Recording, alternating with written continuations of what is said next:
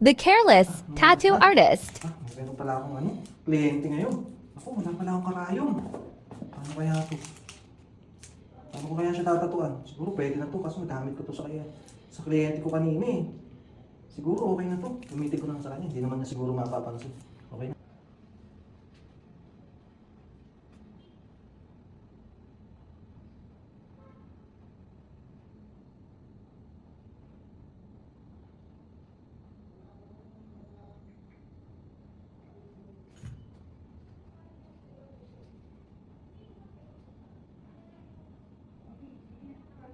Due to the exposure to a reused needle used by the tattoo artist on another client who is hepatitis B positive, there is a big risk of transmission. Okay na po. Few years later, after she got her tattoo, patient 51 years old called by HATC Medical Center informed that she is positive with hepatitis B. Opo. Ma'am, sir, po, hindi po kasi kayo naging qualify para makapag-donate ng blood dahil positive po kayo sa hepatitis B. Sir, sigurado po ba kayo? Yes po, ma'am. Na-receive na po namin yung result ng inyong blood test. Okay lang po ba sa inyo, ma'am, na ma-invite po kayo sa center para ma-discuss po natin yung resulta po ninyo, ma'am? Sige po. OFW family member who is working in KSA. Kamusta naman dyan? Okay lang. Kamusta na sa atin? Ito, okay naman dito. Ano nangyari Okay sa'yo? naman dito sa Pilipinas. Ikaw kung tutuhan. Ito, okay naman. Andito pa ako, duty pa. Ikaw. Teka, bakit ganyan ang mukha mo? Ba't ang mukha Ito, mo? may mga... Ano nangyari? Ayun, nag-try ako mag-blood donation. Pero, nasabi sa akin, may nakita silang something doon sa dugo ko. Ano daw? Daw ako. Ano? May hepapi daw ako. Paano nangyari yun? Teka, bakit? Saan mo naman nakuha yun? Bakit ka naman nagkahepa? Hindi lang hindi ko alam. Pero natatandaan ko, nagpatato ako nung nakaraang taon. Ayan kasi, ba't ka kasi nagpapatato? Teka, kanino ka nagpapatato? Baka hindi yun na recycle yung nagamit uli yung needle na yun. Kaya siguro na nahawa ka. Ayan tuloy. Ba't ka kasi nagpapatato-tato eh? Ayan tuloy. Teka, nagpa-check up ka na ba? Anong sabi ng doktor? Sige, teka. Sige, tatawagan ko yung kaibigan ko. May kilala akong agency para mapapunta dyan at may magpapakuha ko ng caregiver para magpapaano sa'yo. Ha? O sige. Tawagan kita ulit ha? Mag-ingat ka dyan. Sige. Salamat at nag-reject. Sige. This shows proper hand washing before and after touching the patient to ensure patient safety and prevent the transmission of infections. Healthcare professionals must adhere to strict hand hygiene practices.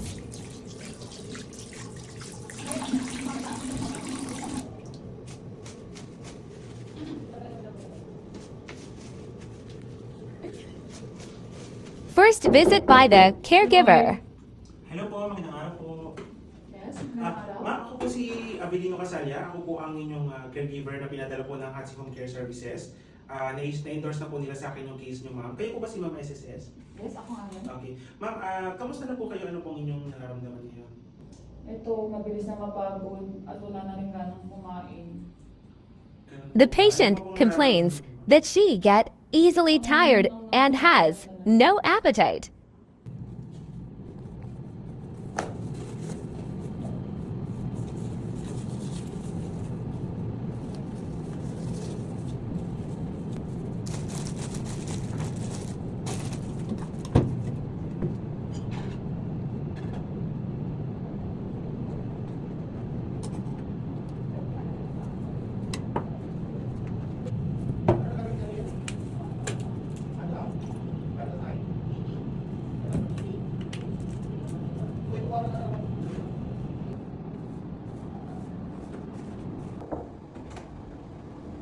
Hello ma'am, good morning po.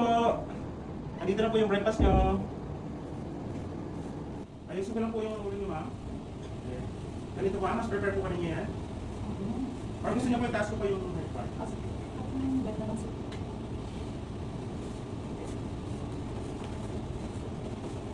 Ito lang po yung cover, ma'am. Okay ma'am, tanggalin ko lang po yung cover. Ano po? Ang palaman po niyan is strawberry jam. Ayoko po. Ayaw niyo po niyan ma'am? Oo, pwede bang iba na lang? Ano po yung mas gusto niyo ma'am? Yung prefer niyo pagkain ma'am para may prepare ko sa kusina? Meron ba tayong prutas doon? Yes po, meron po tayo yung orange, may apple, may banana, Ako na lang. apple. Sige ma'am, i-prepare ko na lang po yung apple. Sige po. Balikan ko po kayo.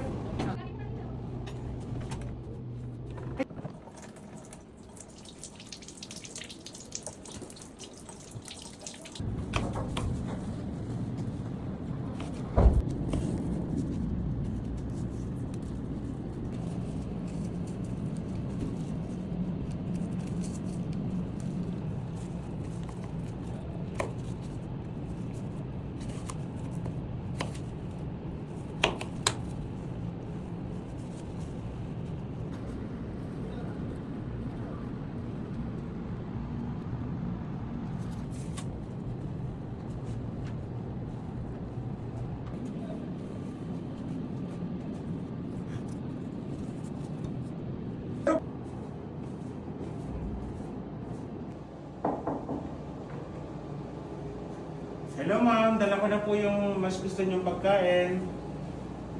Okay ma'am, na-prepare ko na po yung request niyo na apple. In-slice ko na rin po para sa convenience ninyo po. Okay na po sa inyo yan? Ma'am, pinrepare ko na rin po yung saging at saka orange in case na magustuhan niyo din po. Ito po yung gamot niyo ma'am, naiinumin niyo mamaya para sa lagnat. Salamat. Sige ma'am, enjoy your meal po.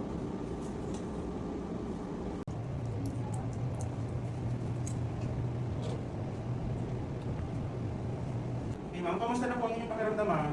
Nangihina ko yun. Nangihina pa rin kayo? Pero ang pamilya niyo po, tumawag na po ba yung kapatid niyo? Oo. Alam na po ba nila? Anak alam ko sa kanila. Okay. Ma'am, kukunan ko lang po kayo ng temperature kasi sabi niyo po medyo mainit yung pakiramdam niyo. Tama ba?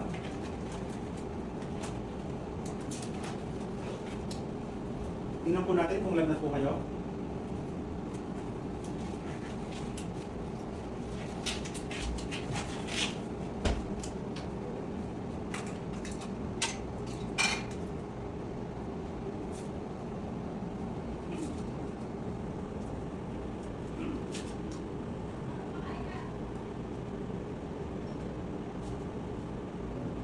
Okay, ma'am. Kaya niyo naman po ilagay sa kilikili niyo, ma'am?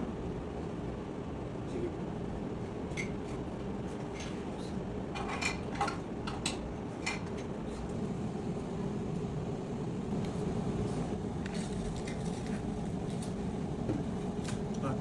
Ma'am, pasuyo po ako ng thermometer natin, ma'am.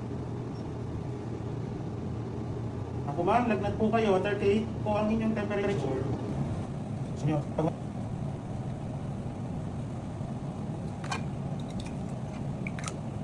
kunan po muna kayo ng pulse rate. Ano po? Oh, relax lang po.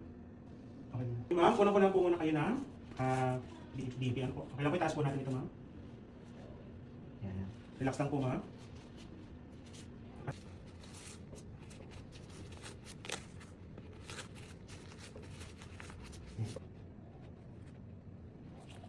Okay, kunan ko lang po kayo ng baseline, ma'am.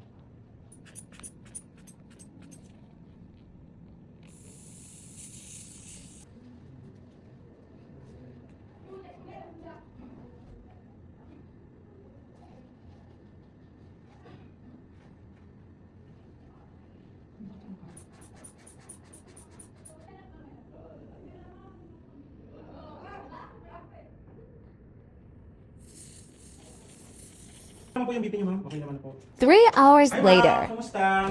Okay lang. Kamusta na po ang pakaramdam niyo after maligo, ma'am? Medyo okay naman na. Okay naman ha. Okay, sige ma'am. Kayo po ay kukuha na po muna ulit ang temperature para matingnan natin kung may lagnat na po kayo. Sige.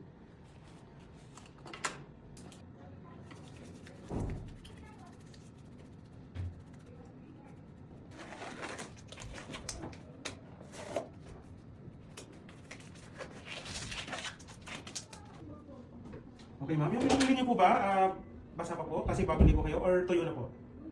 Medyo pa sana po. Medyo basa po. Basa na po. Ma'am, gusto niyo ba ako magpunas or kaya niyo naman ma'am? Kaya ka naman. Okay, sige ma'am. Pasuyo na lang po, ito yung tissue. Ano ang thermometer natin? Okay ma'am, bumaba na po, 36.5. So wala na po kayong lagnat ma'am. Salamat. Ayan.